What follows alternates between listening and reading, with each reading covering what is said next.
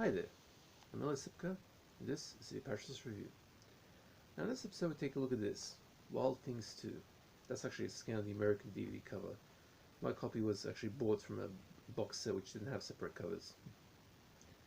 And this film was directed by Jack Perez in the year 2004. It's an American direct-to-video film.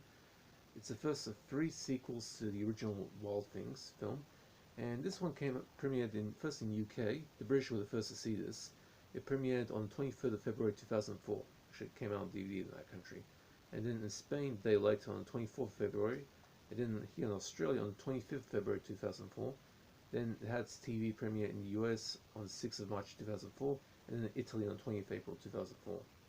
Now, the film was directed by Jack Perez and written by Ross Helfand and Andy Hurst. And produced by Mark Beanstalk. It stars Susan Ward, Leela Archieri, Joe Michael Burke, Lyndon Ashby, and Isaiah Washington. Now, for the DVD, this is actually, the Australian disc was released by Columbia TriStar Home Entertainment, and even for its Region 4, but it's also encoded for Region 2 and Region 5. And it's in 185 anamorphic, has 4 5.1 audio tracks in English, Russian, Hungarian, and Czech, and 18 subtitles including English. It's only a couple of seconds short of the 91-minute mark in runtime, and it's got behind the scenes, which is more of an EPK, electronic press kit, and a trailer and a preview. Now, the original Wild Things was one of the most infamous softcore thrills of the 1990s, coming out at a time in the late 90s when the softcore erotic thriller was pretty much starting to wane away as the first traces of internet pornography were getting widespread. But what made this film so unique was that it was actually a very clever parody of the softcore erotica market, although the satire mostly went over viewers' heads as they saw it as one of the best softcore films around. To be honest, the way this film works is either you can take it as a straightforward softcore erotic thriller or a parody of the genre. It works fine either way.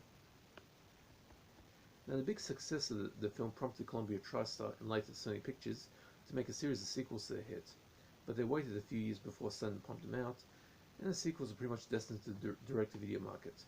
First up, we have today's review subject to Wild Things 2, directed by Jack Perez and written by Ross Helfand and Andy Hurst, a pair of writers who will handle the creative input for all these sequels.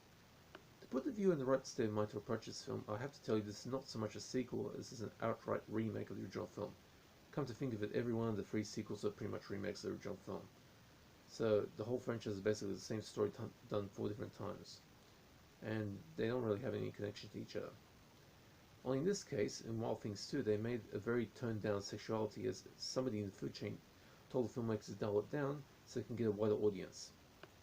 Now, Americans seem to have this weird puritanical approach to on-screen nudity. You can see people getting ripped apart by fleshing zombies, heads being turned into mush by shotgun blasts, all sorts of gory makeup effects and so on, but one little boob gets out of its brow and the whole hell breaks loose, as evidenced by the awesome sight of the infamous Janet Jackson wardrobe malfunction TV show at a Super Bowl performance decades ago.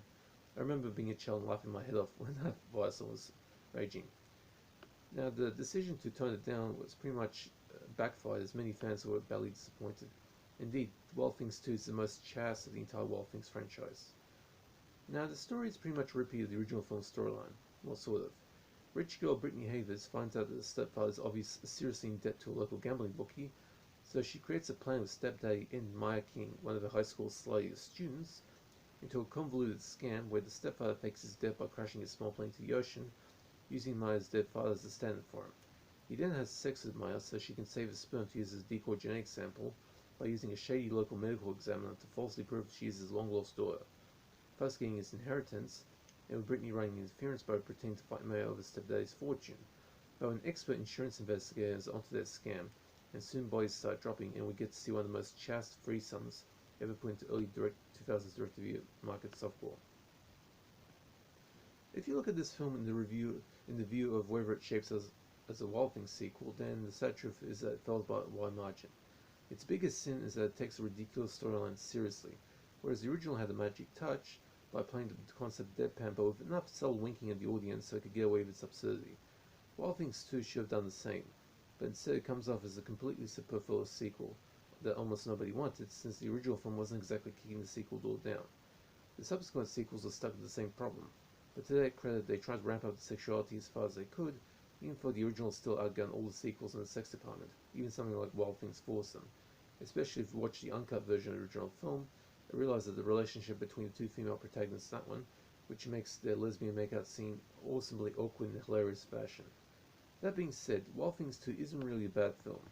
If you take it as a standalone softcore thriller without any connection to the franchise, then this would be halfway acceptable, with some decent performances and the twists in the story surprisingly enough well handled.